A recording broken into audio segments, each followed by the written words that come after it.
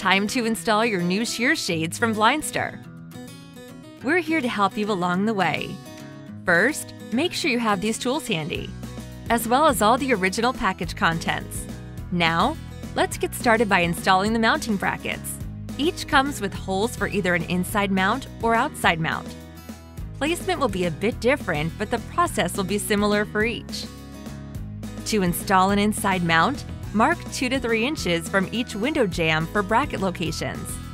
Pre-drill holes where the screws will be inserted. Take the bracket and insert screw through hole.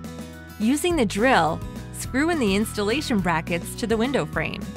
Now you're ready to install the shade. Hold the shade where the curved front of the headrail is facing towards you.